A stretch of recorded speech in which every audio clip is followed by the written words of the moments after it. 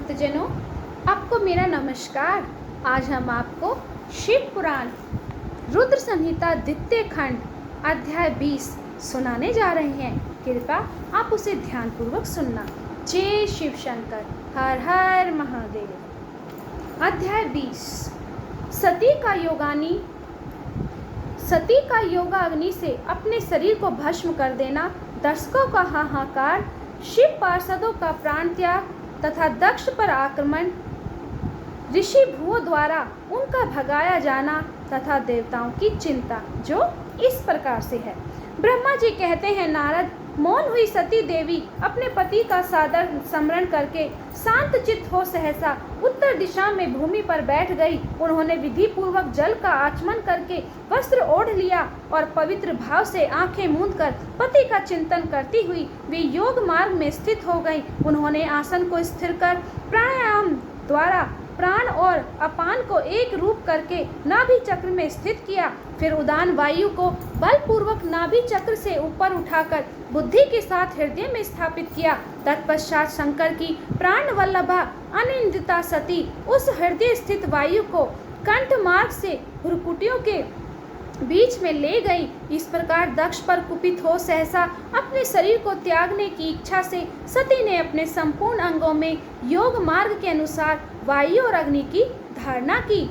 तदंतर अपने पति के चरणाविंदों का चिंतन करती हुई सती ने अन्य सब वस्तुओं का ध्यान भुला दिया। उनका चित्त योग मार्ग में स्थित हो गया था, इसीलिए वहां उन्हें पति के चरणों के अतिरिक्त और कुछ नहीं दिखाई दिया।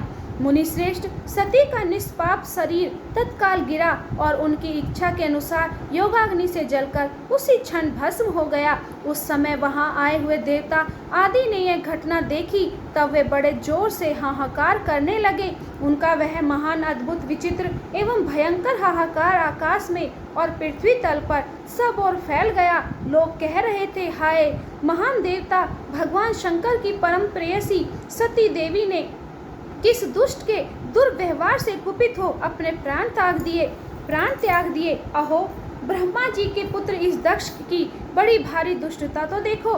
सारा चराचर जगत जिसकी संतान है उसी की पुत्री मनशिवी सती देवी, जो सदा ही मान पाने के योग्य थी, उसके द्वारा ऐसी निराधूत हुई कि प्राणों से ही हाथ धो बैठी। भगवान वृषभ ध्वज की प्रिया सती सदा सभी सत्पुरुषों के द्वारा निरंतर सम्मान पाने की अधिकारिणी थी। वास्तव में उसका हृदय बड़ा ही अहिष्णु है।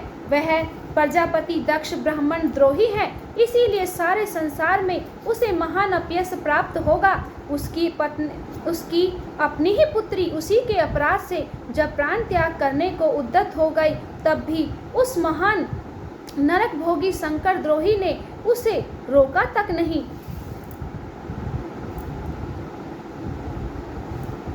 जिस समय सब लोग ऐसा कह रहे थे, उसी समय शिव जी के पार्षद सती का यह अद्भुत प्राण त्याग देख तुरंत ही क्रोधपूर्वक अस्त्र शस्त्र ले दक्ष को मारने के लिए उठ खड़े हुए। यज्ञ मंडप के द्वार पर खड़े हुए भगवान शंकर के समस्त 60,000 पार्षद, जो बड़े भारी बलवान थे, अत्यंत रोष से भर गए और हमें धिक्कार है ऐसा कहते हुए भगवान शंकर के गणों के वे सभी वीर यूथपति बारंबार उच्च स्वर से हाहाकार करने लगे। देवऋषि कितने ही पार्षद तो वहां से शोक से ऐसे व्याकुल हो उठे कि वे अत्यंत तीखे प्राणनाशक शास्त्रों द्वारा अपने ही मस्तक और मुख आदि अंगों पर आघात करने लगे। इस प्रकार 20,000 पार्षद उस समय दक्ष कन्या सती के साथ ही नष्ट हो गए। वह एक अद्भुत सी बात है। नष्ट होने से बचे हुए महात्मा शंकर के वे प्रथम गण क्रोध युक्त दक्ष को मारने के लिए हथियार लिए उठ खड़े हुए। मुने उन आक्रमणकारी पार्षदों का वेग देखकर भगवान भृगु ने यज्ञ में विघ्न डालने वालों का नाश करने के लिए नियत अपहता असुरा रक्षा सी वेदशी इस यजु मंत्र से दक्षिणा अग्नि में आहुति दी।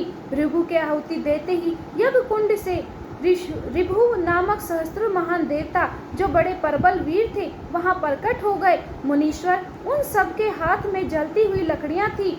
उनके साथ प्रथम गणों का अत्यंत विकट युद्ध हुआ, जो सुनने वालों के भी रोंगटे खड़े कर देने वाला था। उन ब्रह्मा तेज से संपन्न महावीर ऋषियों विभुओं की सब ओर से ऐसी मार पड़ी जिसके प्रथम गण बिना अधिक प्रयाग से के ही भाग खड़े हुए। इस प्रकार उन देवताओं ने उन शिव गणों को तुरंत मार भगाया। यह अद्भुत सी घटना भगवान शिव की महाशक्तिमती इच्छा से ही हुई है। वह सब देखकर ऋषि इंद्रादि देवता, मरुदगण, विश्वदेव, अश्वनी कुमार और लोकपाल चुप ही रहे। कोई सब ओर से आकर वहां भगवान विष्णु से प्रार्थना करते थे, किसी तरह विघ्न टल जाए। वे उद्विग्न हो बारंबार विघ्न निवारण के लिए आपस में सलाह करने लगे।